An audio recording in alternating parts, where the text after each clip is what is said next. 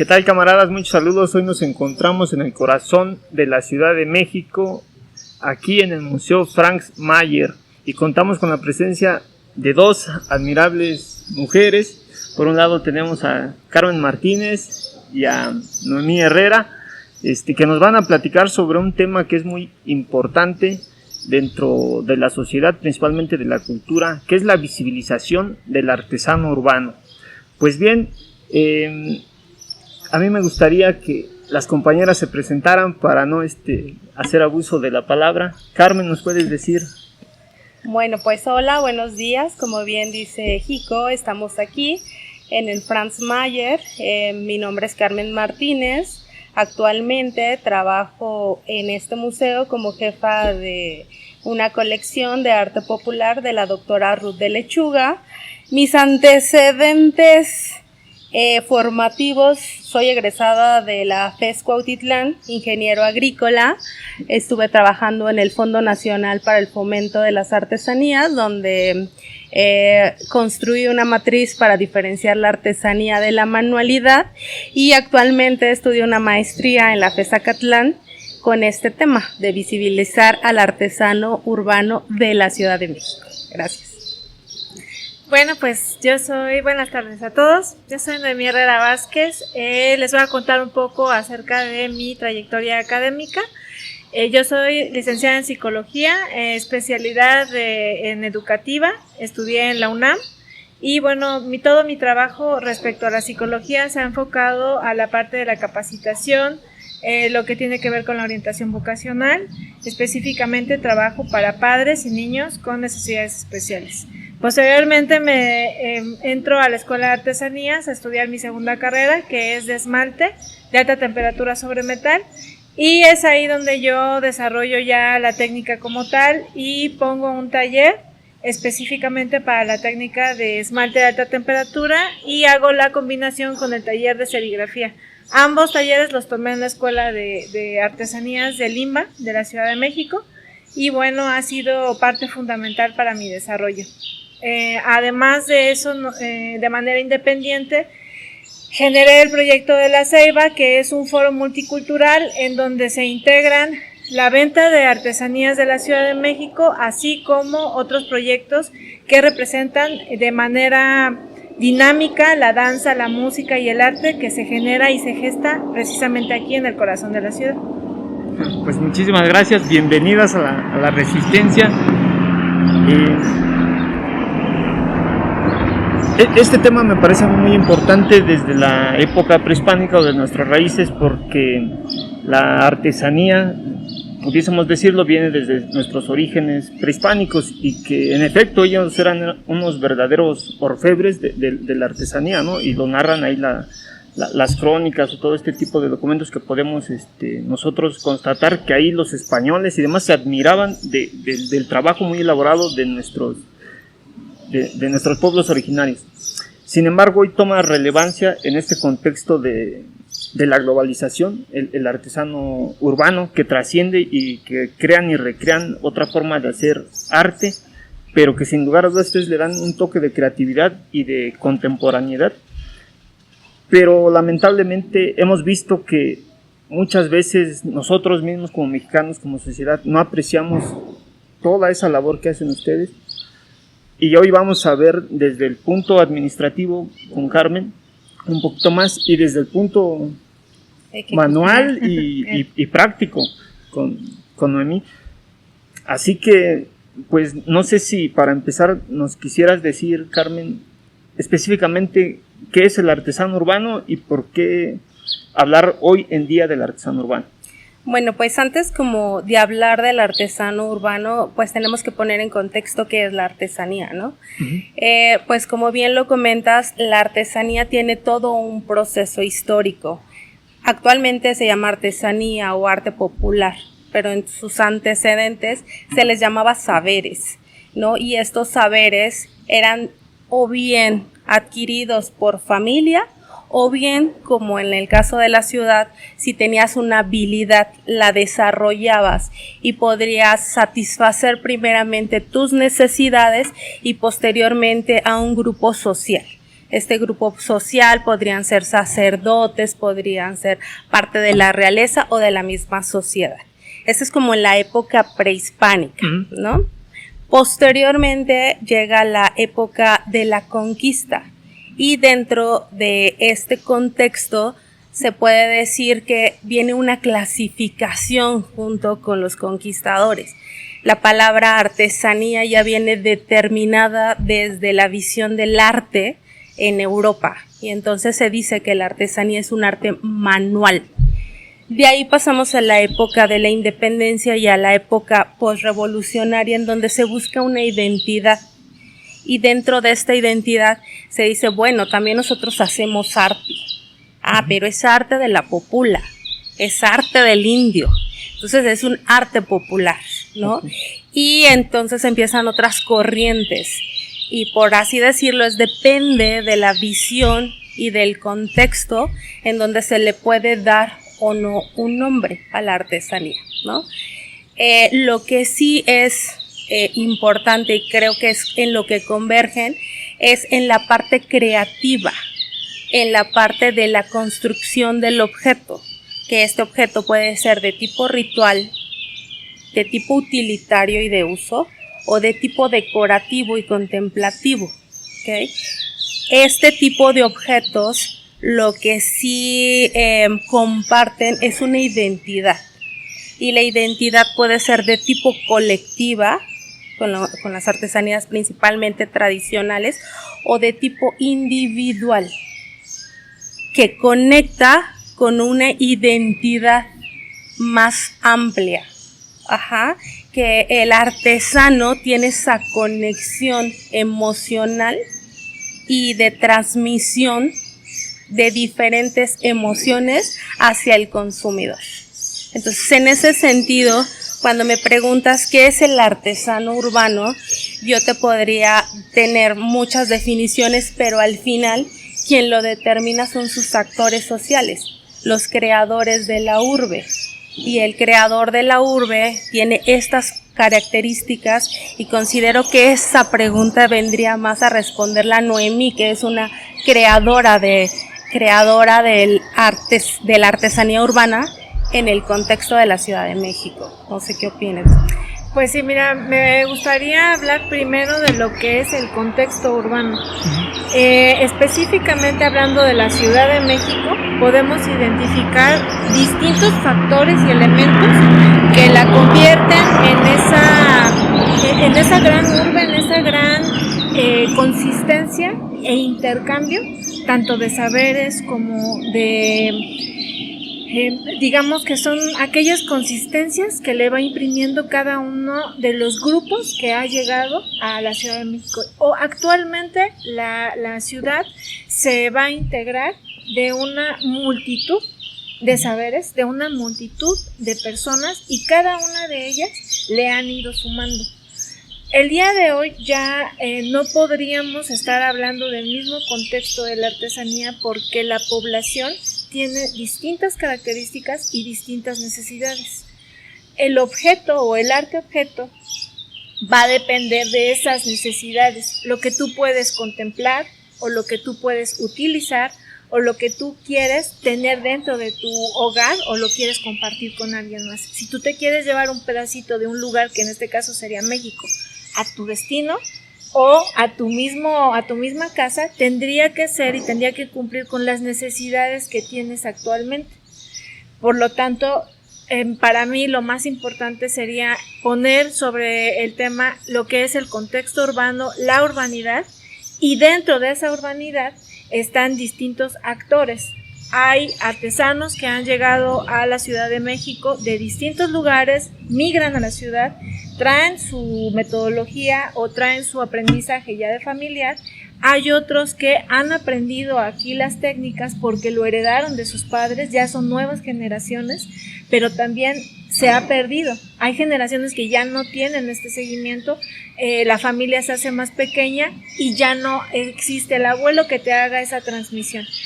Pero generaciones como la mía, en donde yo ya no tuve esa transmisión de manera generacional, sin embargo sí tengo esa pasión muy dentro de mí desde pequeña, ese gusto por el poder ejercer y transformar la materia y poder crear algo más.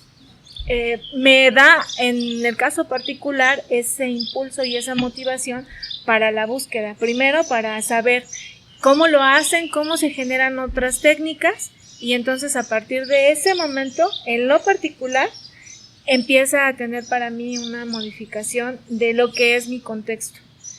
Me empiezo yo a formular muchas preguntas acerca de los materiales, de cómo se empiezan a hacer el desarrollo y los procesos de las técnicas artesanales, porque yo las tengo en casa. Siempre he sido de consumo de artesanías. Entonces viene este proceso para mí y yo me doy la oportunidad de estudiar en la Escuela de Artesanías, que en un primer momento para mí fue como algo mágico porque ni siquiera sabía que existía. Llegar a un lugar en donde podía conocer los talleres, conocer los materiales, me dio una impresión distinta de lo que yo consideraba que era el proceso artesanal, en donde pude tener una complementación. No nada más era la parte de estar en contacto con el material, sino conocer el contexto histórico de la artesanía dentro de la Ciudad de México, pero también cómo llega la artesanía a México. Esto que nos platica Carmen, que son todos los antecedentes y cómo se ha ido transformando. Y justamente este es un elemento que reformula el contexto urbano. Yo no conocía que existía la Escuela de Artesanías, pero como yo no lo conozco, también hay una gran población que no conoce distintas instituciones que se dedican a gestar nuevos artesanos. Ya no hay la herencia porque se perdió. Tal vez los linajes ya no pudieron continuar o las necesidades de los hijos ya eran otras. Eso no quiere decir que no se pueda seguir construyendo sobre el mantener una técnica artesanal. Hay técnicas artesanales que vienen desde antes de los españoles, desde antes de la conquista. Hay artesanías que se logran mayor identidad durante la conquista, pero también hay otras que llegan posteriormente. En el caso del material que yo manejo, viene desde los egipcios. O sea, es una artesanía que se ha gestado, es milenaria. Sin embargo, ¿cómo llega a México? Pues llega a través de la conquista. Por parte, bueno, pues de toda esta parte más que tiene que ver con la religión, porque el arte objeto está ubicado en las iglesias. El arte objeto que podemos nosotros tener de antecedente en México acerca del esmalte tiene que ver con la parte religiosa. Pero nosotros estamos haciendo una nueva propuesta. Aquellas características que tiene la técnica las hemos ido modificando. La forma en que se obtenían hace siglos los materiales ya no son las mismas formas en las que nosotros obtenemos los materiales. Sin embargo, tratamos de mantener el resguardo de la técnica, que se mantengan las características que la hacen ser una técnica artesanal, los materiales. Nosotros generamos nuestras propias herramientas. Aún así, no podemos hacer de lado la parte de la tecnología, porque vivimos, como dices tú, en una parte ya globalizada en todos los sentidos. Entonces, es justamente la globalización y los cambios de los elementos de nuestro mismo ambiente, nuestro ecosistema, lo que ha generado que nosotros tengamos características distintas. Ya no podemos tener esas mismas características tan tradicionales, porque ya la misma urbe nos exige o nos tiene nuevos parámetros. Por ejemplo, la parte del respeto hacia la ecología, por el gran impacto que tenemos como población. Entonces son elementos que también nosotros como generadores de productos artesanales pues debemos de tener muy en conciencia. Entonces son distintas características que le van a dar una sustancia a lo que es un artesano urbano. Por lo tanto, yo te podría decir que el artesano urbano vive y ha llegado a la Ciudad de México en distintos momentos y por distintas formas. Puede ser que tenga las características de su aprendizaje por medio tradicional o que haya adquirido el conocimiento ya sea en una institución o por parte de alguien que le está transmitiendo el conocimiento. Son características digamos que a lo mejor nadie ha hecho la descripción o la clasificación de estas características, pero son características muy peculiares las que nosotros estamos generando aquí en la Ciudad de México. Actualmente ya hay quienes estamos, y me sumo a eso, estamos pasando ya a papel esas características para poder ya en otro momento contarte cuáles son esas características. Okay.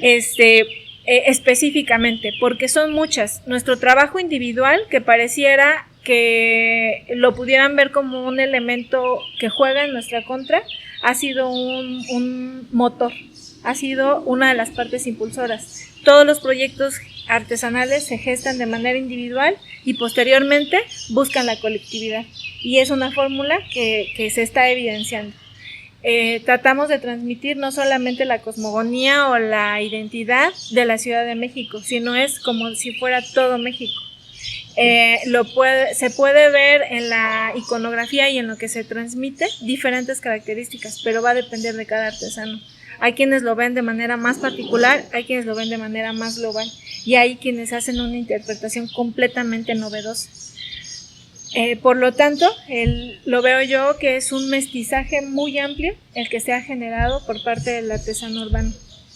Lo incluye a todo México, pero también le pone un toque de sabor que lo hace único. Lo hace único y lo hace evidente para poderlo clasificar, así como podemos identificar la artesanía de Oaxaca, de Michoacán, podemos identificar claramente lo que es una artesanía hecha en la Ciudad de México. Ah, perfecto. Yo agregaría algo a consideración. Ya oyeron como qué es un artesano urbano a través de un artesano urbano, ¿no? Dentro de la academia se pueden hacer una serie de clasificaciones que han hecho los teóricos, como que es el artesano de tradición, que bien marca Noemí, pero también hay un artesano de tradición desde los años 50, que son los artesanos del alambrismo, de la piel, aquellos que empezaron en las banquetas, que empezaron en espacios donde se les permitía. Entonces ese es un tipo de artesano por tradición, porque también la transmisión del conocimiento se hace de la misma forma, ¿no? Entre ellos, entre el rol, entre la banda, etcétera.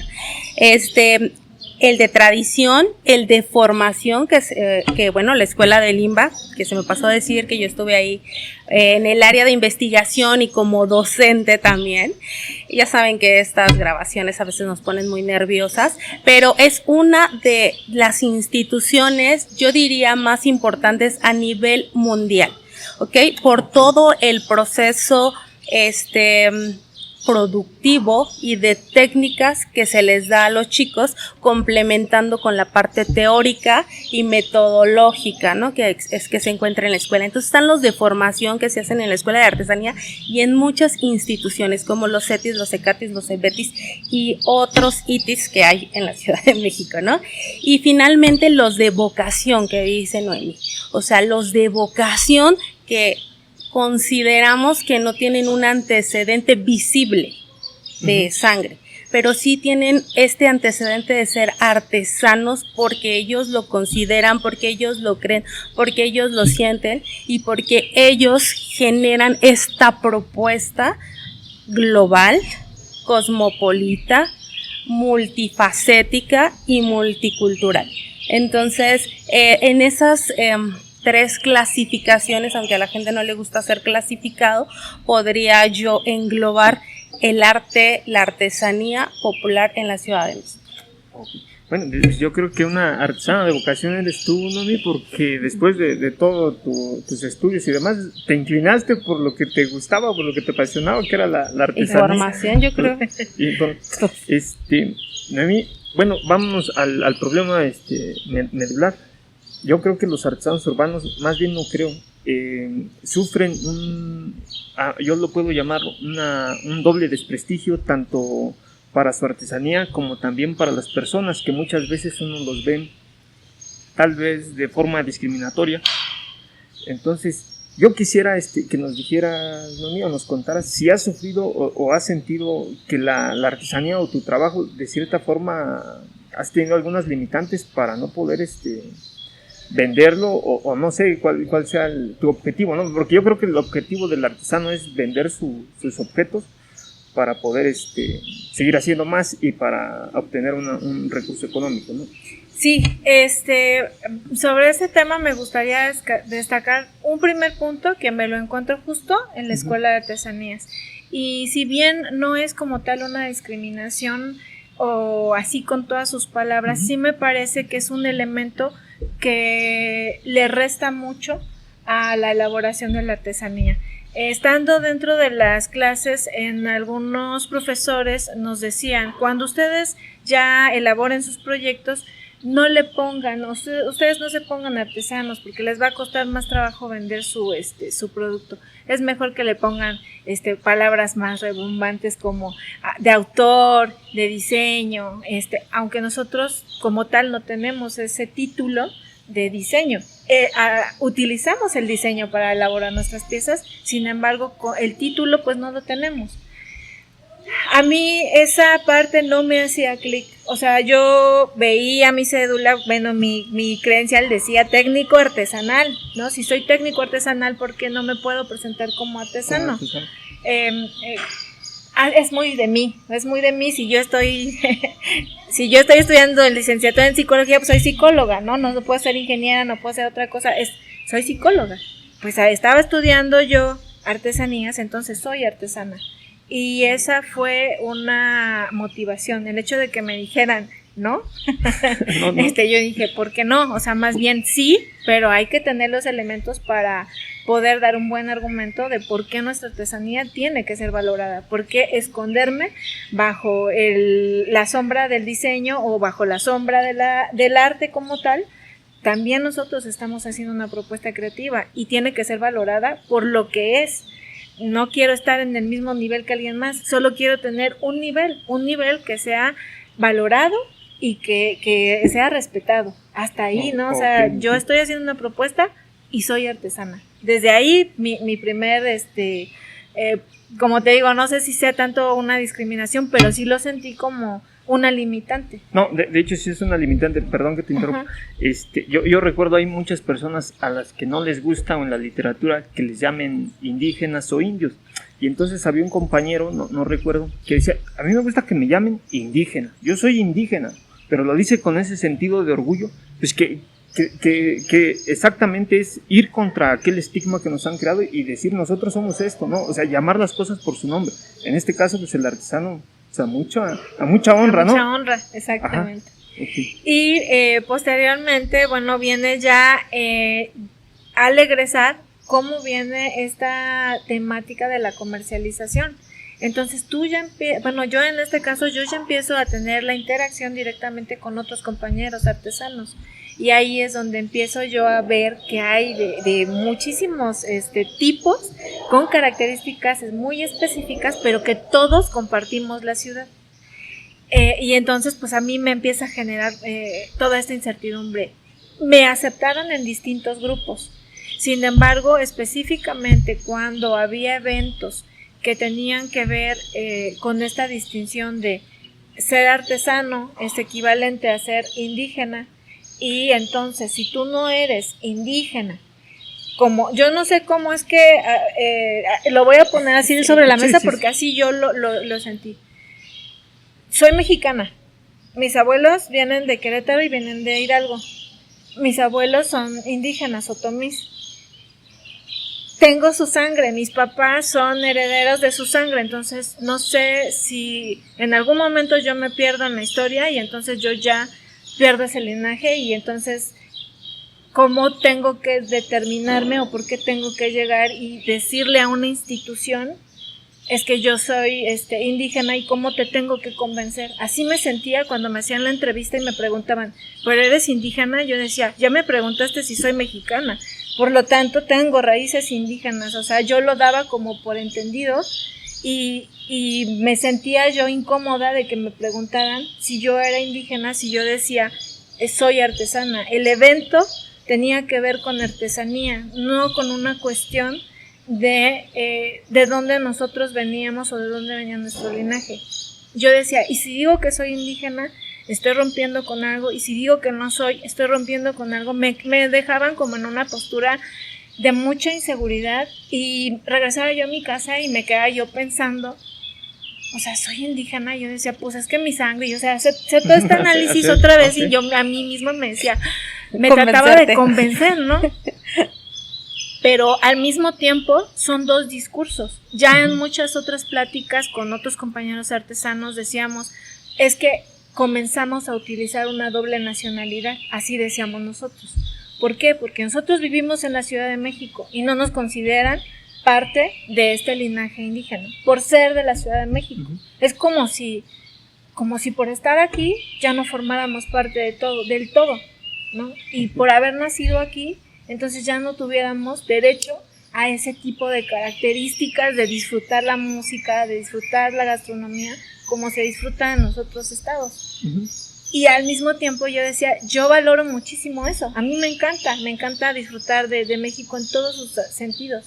Me encanta viajar y siempre he sido muy respetuosa de todos sus elementos.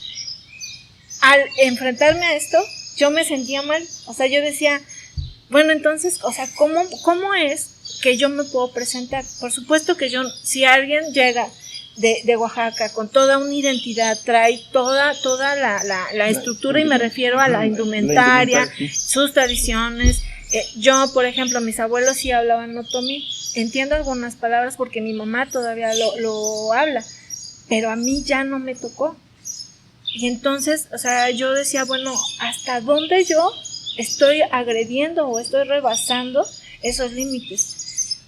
Y entonces, justamente ahí me parece que ahí sí me parece que es un elemento de discriminación enorme.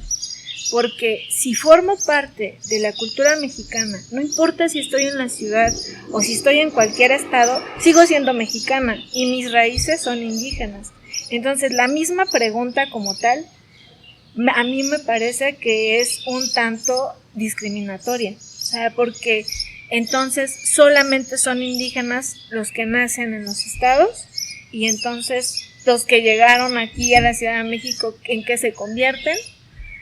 Y a mí me causa mucho conflicto, de verdad. Cuando llego a las instituciones y los programas hacen esta pregunta, yo lo hago en las observaciones, ¿no? Y lo anoto, porque yo me siento incómoda con la pregunta, porque hasta donde da mi límite de pensamiento como persona, sin tener otra preparación más allá, no sé cuál sería la respuesta correcta a esa pregunta.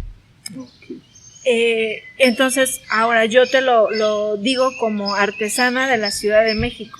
El hecho de que yo esté gestando una artesanía, que yo estoy defendiendo y la transmisión de esta artesanía, estoy constantemente haciendo una aportación cultural para que quien visite México se pueda llevar un pedacito de México, pero con un producto de alta calidad, con un producto que transmite no solamente nuestra cosmovisión, sino transmite más allá algo que yo como persona le estoy poniendo sobre México. ¿Cómo yo, que estoy generando esto, puedo hacer esta distinción de mi trabajo? Si soy artesana, tengo que decir también soy indígena, o tengo que decir soy artesana, soy de la Ciudad de México. ¿Cómo hacemos esta clasificación? Estas charlas son súper acaloradas entre artesanos, entre otros investigadores, como hemos tenido muchísimas charlas, porque me parece que tiene que ver con una cuestión de valores, de principios, que tiene que ver con el hecho de no ser o no tratar de estar siempre en todos los lugares. La clasificación que tienen las instituciones me parece que es muy limitada, y que el hecho de ser indígena no tendría por qué estar relacionado específicamente con el hecho de ser artesano, porque apenas en la semana salió en la página de la UNAM una compañera que es egresada de la UNAM con su doctorado y que tiene raíces mazahuas. Entonces, ser indígena no siempre es equivalente a ser artesano. El indígena puede ser doctor, puede ser ingeniero, puede ser astronauta. Okay. Tienen las mismas posibilidades ser indígena que cualquiera de las carreras que tú me digas, pero también vivir en Ciudad de México, te puedes dedicar a cualquier carrera y también puedes tener la posibilidad de ser artesano. Ese es mi punto, y en donde yo me siento que hay la mayor discriminación, que te puedes encontrar en todas las instituciones como artesano urbano, así. Perfecto. Yo creo que en este sentido, yo creo que Carmen, tú sí nos ayudarías un poco, porque precisamente ella me parece que está haciendo unos estudios, aparte de la categorización de qué es el artesano urbano, de qué se distingue del artesano indígena, que para mí, bueno, en términos generales, al final del día todos somos mexicanos, ¿no? Pero sí se necesita ser como un poco más específico, únicamente tal vez para programas, políticas públicas, un poquito limitar quién es el artesano urbano. No sé si nos puedas contar. Sí, pues bueno, ya les conté un poco sobre la historia del objeto, la artesanía, pero considero que en la historia de la persona, del artesano, nos hemos quedado cortos, ¿no? El artesano venía vinculado al proceso artesanal y el objeto en determinados contextos, donde se rompe esta protección, por así decirlo, este baluarte, este posicionamiento del arte, de la artesanía. En este contexto considero que es cuando se abolían las leyes de los gremios, ¿no? Emerge una nueva ciudad y como ciudad se considera que la artesanía es un retraso, ¿no? Y que va a desaparecer. Y que dentro de la ciudad no necesitamos artesanos, o sea, tenemos la industria, somos un país que va a prosperar, somos un país que va a ser punta de lanza, somos ejemplo ante lo internacional en esos momentos históricos, ¿no? De la revolución.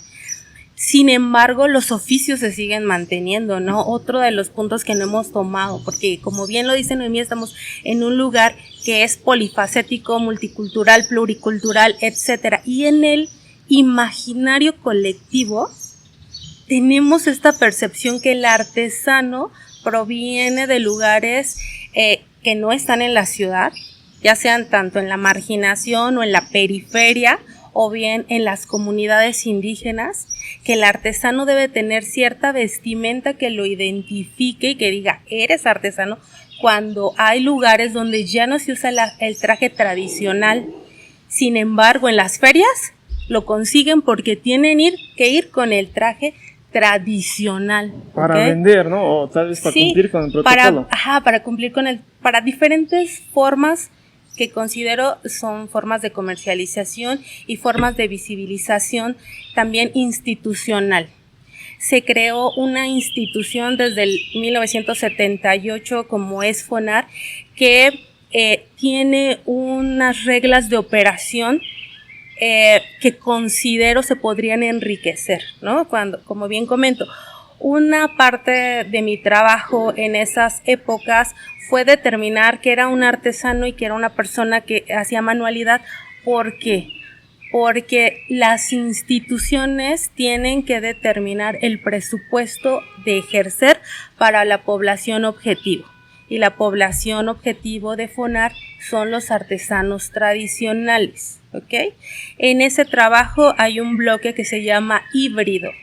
Esa categoría, como bien lo comento, yo estudié ingeniería agrícola y un híbrido o la hibridación que nosotros hacemos dentro de esta área es buscar que dos características de una planta se junten para hacer algo mejor, tanto físico como estético, como de propiedades morfológicas, etc. Cuando me veo este tipo de creaciones, digo, son híbridos. Y ahí yo asumo mi responsabilidad, que en su momento, pues yo era muy joven, no conocía como todo esto, mi tarea era ver los dos polos, eso lo hice, pero también dentro de la ciudad ellos no tienen acceso a los beneficios que te dan las instituciones. Por un lado, porque ya te dije, las instituciones tienen una encomienda, un trabajo, un programa dedicado a cierta población objetiva en la que no entran los artesanos urbanos. Número 2, no los conocen. Hay un desconocimiento tanto de las, si FONAR que tiene desde el 78 a la actualidad, todavía no tiene conocimiento de quiénes son. Imagínate las otras personas, ¿no? O nosotros mismos, o sea, hay veces que los únicos parámetros con los que se guían son los de esta matriz. Entonces dicen, no, tu materia prima no es de la región, entonces no eres artesano. ¿ok? No, estamos en una ciudad, estamos en un lugar donde no hay bancos de barro, de arcilla, no está el árbol de limoncillo, no está la piedra de tecomate, o sea, no están los elementos naturales, sin embargo, sí se cuida ese factor, ¿no? Y finalmente, esta identidad que se mueve vertiginosamente. La cultura no es estática. Sí, sí, sí. O sea, hoy somos, como yo te digo, una persona y mañana somos otra. Entonces, estos parámetros no entran dentro de la institucionalidad y por eso se hacen estas vulnerabilidades sociales. Son un grupo vulnerable porque es tan ilógico que en la Ciudad de México estén centralizados los poderes, estén centralizadas las instituciones de atención a ciertos grupos y que no atiendan al grupo que se gesta en ese espacio, porque no están las herramientas. Entonces, en ese sentido, se vuelven vulnerables, se vuelven invisibles ante estos proyectos de desarrollo, porque no tienen esta dinámica de desarrollo las instituciones. Y es ahí cuando dice Noemí, ya es un grupo que impacta económicamente. Porque tanto ellos se emplean como dan empleo a los demás, ¿no? Socialmente, porque se genera un grupo con diferentes características peleando por los mismos objetivos. Políticamente, porque determinamos qué queremos y a través de las leyes tanto internacionales como nacionales se busca el espacio político para trabajar. Porque si hay una feria de mujeres, aunque toda la familia trabaje, la mujer tiene que ir, o las hermanas o las hijas, a buscar ese espacio, ¿ok? Entonces se adaptan a los programas políticos y lo que pueda dar, ¿no? Y culturalmente, porque generan cultura, o sea, generamos cultura. O sea, la cultura es todo. Se recrea, se reinterpreta, se trabaja. O sea, ahí está, decíamos ayer, esta diversidad camaleónica de adaptarse a los tiempos, a los espacios y a lo que te da el sistema.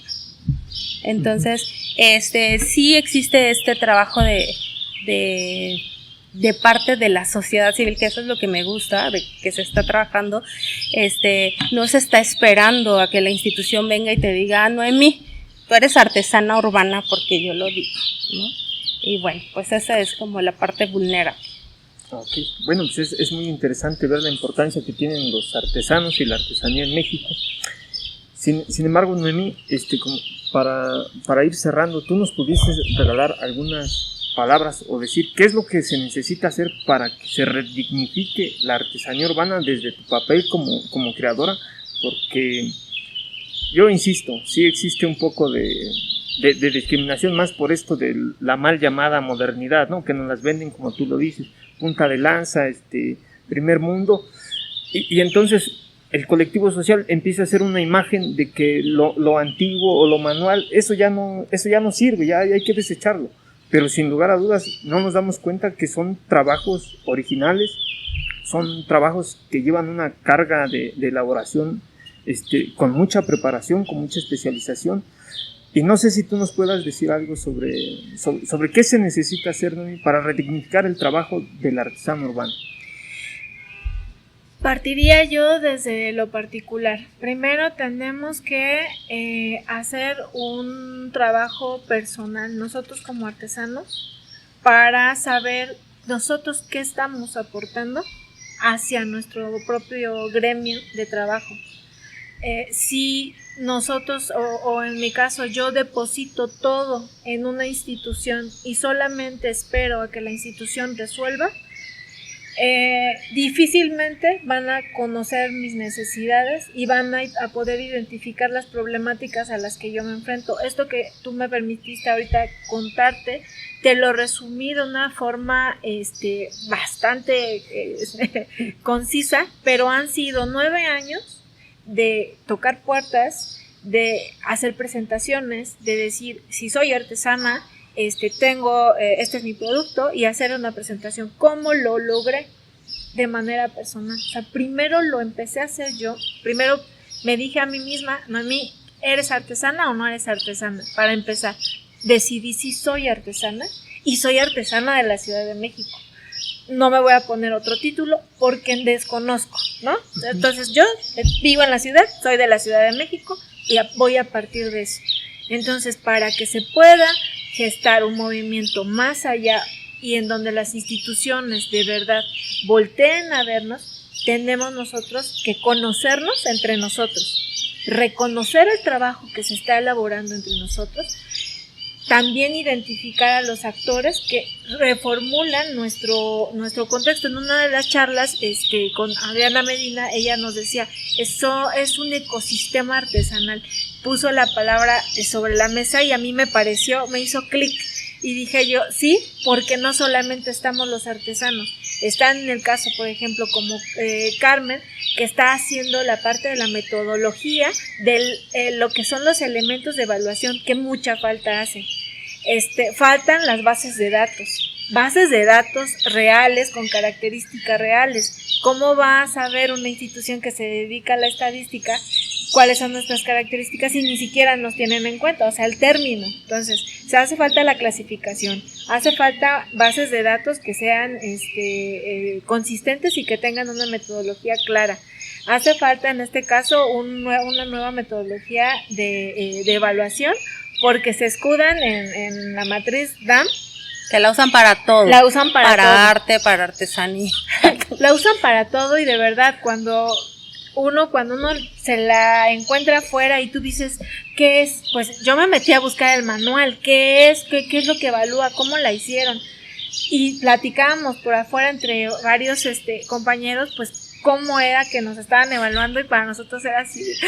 Y entonces, ¿qué hacemos, no? O sea, sí es bien complejo. Ahora que la vida me llevó a conocer a Carmen, y también a Marta, en algún momento le decía yo a mi hija, es así como de repente conocer a tus superhéroes, así, porque yo las leía y de repente pues ya estoy sentada ahora en la mesa hablando con ellas, y para mí fue un momento así, ellas no lo saben, pero ahora lo comparto, así mi corazón, así que veas que eres tu amiga.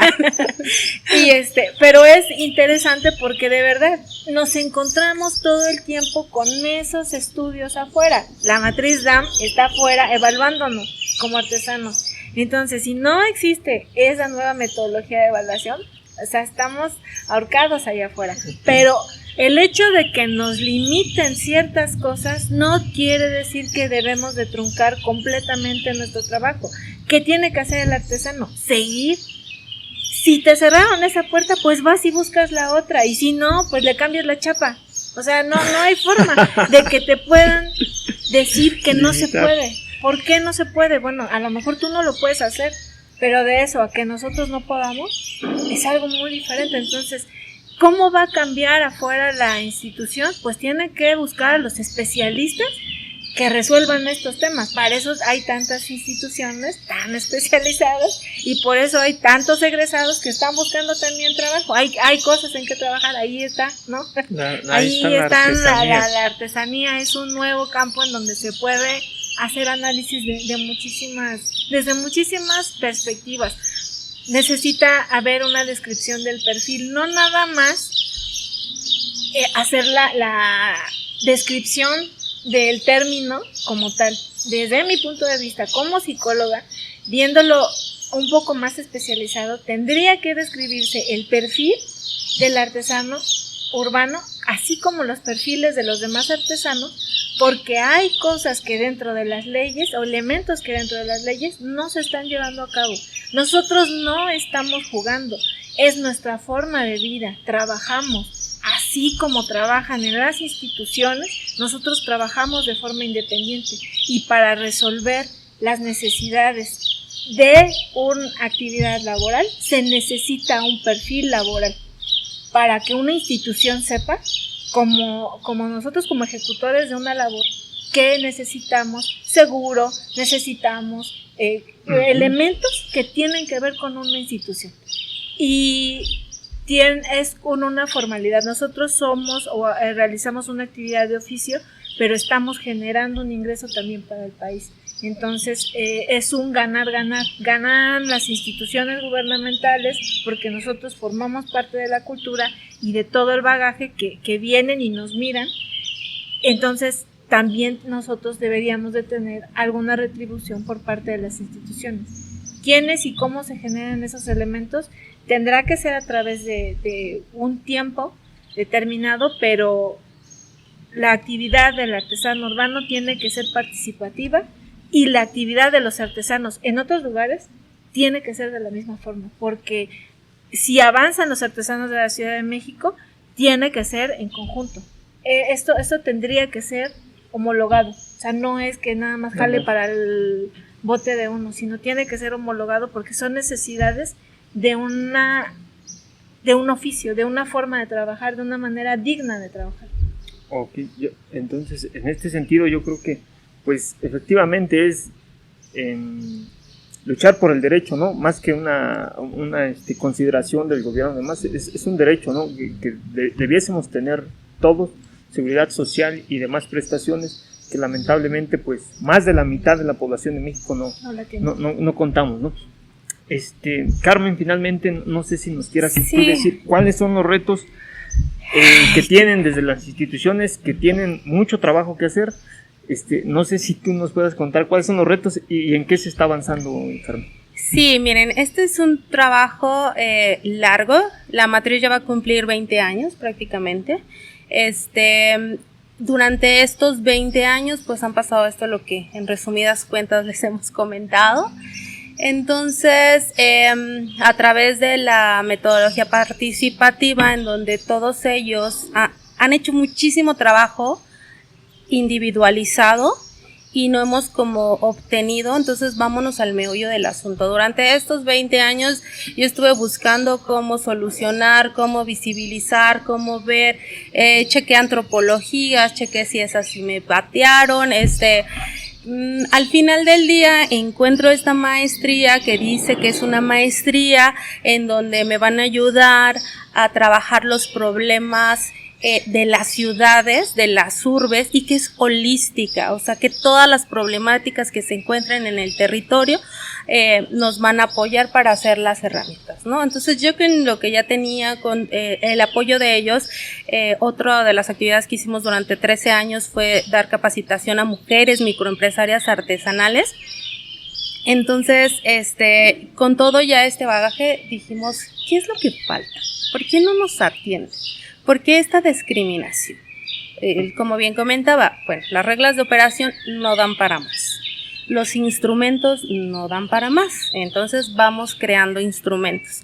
Creando quiénes somos, qué hacemos, qué aportamos, cuántos somos, qué hacemos. Y esto obviamente se dice en menos de un minuto, pero el trabajo es arduo.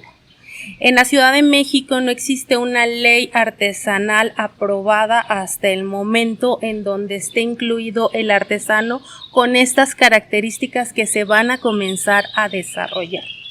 No existe una herramienta clasificatoria, ¿no? Entonces tenemos grandes planos que subsanar. Por otro lado, los actores políticos. Tenemos a la sociedad, que son los artesanos, ¿no? Tenemos en este momento el apoyo catedrático de los investigadores que nos están apoyando en la universidad.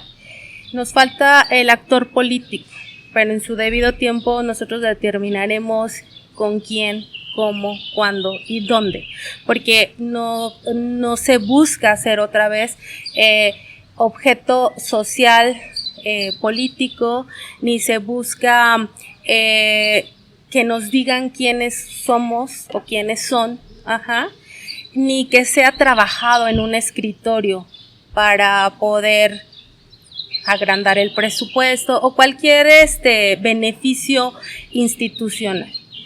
Consideramos que tiene que ser un beneficio mutuo, ganar, ganar, y para eso, si no existen las bases, si no existe el presupuesto ni el tiempo institucional y político, pues ese lo vamos a poner nosotros, ¿no? Entonces, en este momento somos un grupo, yo diría, integral y multidisciplinario. Otra de las grandes ventajas de los artesanos o de la mayoría de los artesanos de la Ciudad de México es que tienen otras fortalezas académicas o profesionales, ¿sale? Noemí es psicóloga, tenemos a Mónica, que tiene otras habilidades de metodologías, de resumir, o sea, otras habilidades que ha estado también, considero también más de 20 años. Ella es administradora. Administradora. Y por eso sus habilidades en toda esta parte tan ordenada y estructurada. Sí, cierto, administradora. Está el maestro Sarapico. Armando Martínez de Sarapico, que él trabaja el papel picado en miniatura, ¿no? Ha sido presidente de una organización de artesanos. La artesanía está súper trabajada en la Ciudad de México y valorada. Y Israel, ¿qué formación tiene? Israel se desarrolla en la parte de la gestoría de eventos culturales. Específicamente yo no sé cuál es su trayectoria muy puntual, pero sé que también tiene conocimientos en medicina porque trabaja en eso. A Israel yo lo conocí por medio de la pandemia, a distancia. Todavía no hemos tenido como más acercamiento personal, pero lo que sí sé es que tiene una gran construcción en su aprendizaje, porque la forma y la dinámica en la que se ha desarrollado lo deja ver. Este es nuestro gestor oficial. Sí, lo trae por naturaleza. Berenice Castillo, que es como nuestro Pepe Grillo, cuando entramos en discusiones es como la que, a ver, bájense, ¿por qué no ven este lado? ¿Por qué no ven el otro? Y obviamente liderados por una persona ya de estrato mayor, Marta Turó, que es, considero yo, en este momento, la máxima líder del arte popular en México y quizás en otros lugares, ¿no? Entonces estamos en eso y pues también creo que vamos a invitar a los que quieran agregarse en su debido tiempo. Vamos a mandar la convocatoria y todo eso para seguirlo trabajando participativamente, ¿no? Perfecto. Bueno, pues antes de agradecerles, Noemí, quisiera, lo dijiste al principio, pero no sé si quisieras contarnos un poquito más de tu trabajo que haces, y no sé si nos puedas después dar unas imágenes para poderlas agregar y tus redes sociales para quienes gusten ver tu trabajo. Sí, creo que sí. Bueno, mi técnica es esmalte de alta temperatura sobre metal. Dentro de las técnicas que enseñan en la Escuela de Artesanías, son alrededor de 32, ya con distintas características y elementos. En un primer momento comienzo a desarrollar lo que es joyería. Sin embargo, el esmalte ya en el mercado o en la parte de la comercialización eleva mucho su costo. Entonces lo que hicimos fue trabajar de manera colectiva. En mi colectivo está un ingeniero industrial, un ilustrador y yo que estoy haciendo la parte del esmalte. Todos tenemos conocimientos de otras carreras, pero específicamente nos hemos enfocado al trabajo del metal con el esmalte. Trasladamos el esmalte a una mezcla con un medio serigráfico y pudimos obtener un material que fuera moldeable para poderlo adherir a un objeto que sea, además de utilitario, ornamental. Entonces, lo que nosotros estamos proponiendo es un manejo de un producto que sea completamente inocuo. La temperatura que generalmente se alcanza para este esmalte es de 600 grados. Nosotros hemos rebasado esa temperatura, alcanzando que la vitrificación de nuestro material nos dé un material completamente libre de plomo, que además nosotros podemos garantizarle a las personas por medio de una certificación, y sobre todo que estamos trabajando materiales que son 100% degradables. ¿Cuál es nuestro propósito? que nosotros podamos ofrecer un producto que sea o tenga un impacto mucho menor en el ambiente, porque al pertenecer a la gran urbe, pues es uno de nuestros mayores defectos, ¿no? El generar tanta basura, el cómo se agrede de una forma a veces tan irreparable. Entonces, si algo nosotros podemos aportar con nuestra artesanía es que nuestro producto sea degradable. El metal que utilizamos es acero, el esmalte que utilizamos es una sílice que es degradable. En el momento que se vaya a degradar, será noble con el ambiente. ¿Por qué lo digo de esta forma? Porque los sílices, así como sus características te dicen que van a ser durables y perdurables por la dureza que tienen. Puede durar más el sílice ya vitrificado que nosotros. Entonces, por eso es una técnica milenaria, porque viene desde los egipcios y hay esmaltes que están desde esa época. Entonces, para que nos demos una idea de lo que puede durar una pieza vitrificada, las imágenes que nosotros utilizamos son de animales de México, algunos que están en peligro de extinción, otros que ya están extintos y algunas modificaciones que nosotros hicimos. Les hemos dado personalidad. Y lo vemos porque aquí en Ciudad de México tenemos mucho la tendencia a darnos apodos, y generalmente tenemos algo con los animales, ¿no? Y entonces, sí es la conejita de la familia, ¿no? ¿No? El lobito, siempre tenemos a algún animalito integrado dentro de o nuestros amigos o las familias, y es algo muy mexicano, muy de nosotros. Y nos pareció que era algo que teníamos nosotros que transmitirle a la gente. Entonces, cuando nos preguntan ¿por qué traen lentes? ¿Por qué están pues más bien humanizados? Tiene que ver con este contexto de la ciudad, ¿no? Que así somos en la ciudad, y entonces estamos tratando de hacer estos tres valores, ¿no? Respetar la parte de la ecología, tener una identidad que sea de respeto hacia, pues, nuestro ecosistema como tal, específicamente hablando de los animales, pues el hecho de saber de nosotros estamos aportando este objeto para que se disminuya el uso de unicel o de desechables. Tú puedes lavar tu traste, te lo puedes llevar a la caminata o te lo puedes llevar de viaje y te va a aguantar, te va a durar, y es una aportación. Además de que le puedas tener una iconografía agradable y que te dé una identidad, ¿no? Entonces es parte de lo que te va a estar acompañando durante la vida.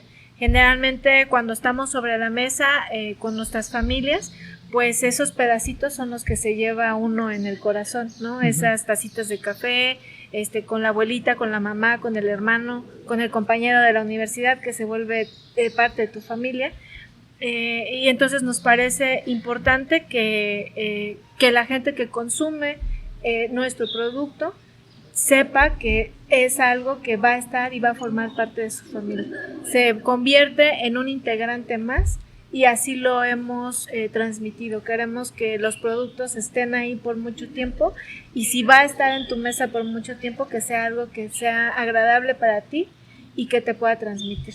Y seguramente que le puedas heredar esa taza a tu hijo, y entonces va a tener algo que te refleje a ti y que va a tener una transmisión mucho más allá. Es algo perdurable por muchas razones. Entonces, nos pueden encontrar en las redes sociales como aguamala.enamet. Somos un colectivo artesanal de esmalte de alta temperatura de la Ciudad de México. Ok, bueno, pues muchísimas gracias. Pues ya escucharon, hay que optar más por los bienes, artículos perennes, y ya dejar a un lado un poquito el consumismo. Así que si quieren comprar un artículo, pueden aquí visitar la página de Noemí. Y ahí tiene extraordinarias piezas que sí podemos rescatar su valor tanto artístico como su imaginación y su creatividad. Bueno, pues finalmente agradecerle su participación, Noemí, muchísimas gracias. Carmen, bueno, yo quiero agregar, gracias. Por favor, consuman artesanía. Yo digo artesanía de todo el país. Lo que no se consume se pierde, por favor. consúmale, acérquense a los productores y hagamos una sociedad diferente, ¿no? O por lo menos fortalecer nuestra sociedad. Gracias. Unas palabras también para el auditor. Bueno, pues definitivamente la integración de todos estos elementos y el ecosistema artesanal los incluye específicamente a ustedes porque son quienes consumen, quienes valoran y quienes también son puertas de transmisión para otros países. Si ustedes tienen la oportunidad de compartir lo que otros compañeros artesanos realizan, si les interesa la parte de la investigación, súmense al ecosistema artesanal porque todos formamos parte de él. Bueno, pues gracias. Compañeras, muchísimas gracias. Nos vemos. Lo último. Ok, adelante. Gracias, Chico, porque estás haciendo una labor social de visibilizar todas las problemáticas sociales o gran parte de ellas. Mis respetos, mi admiración y adelante. Muchísimas gracias. Pues nos vemos próximo capítulo en la resistencia, el individualismo y su impacto en la sociedad, principalmente mexicana. Hasta luego, muchas gracias. Muchas gracias. ¿Salió o no salió?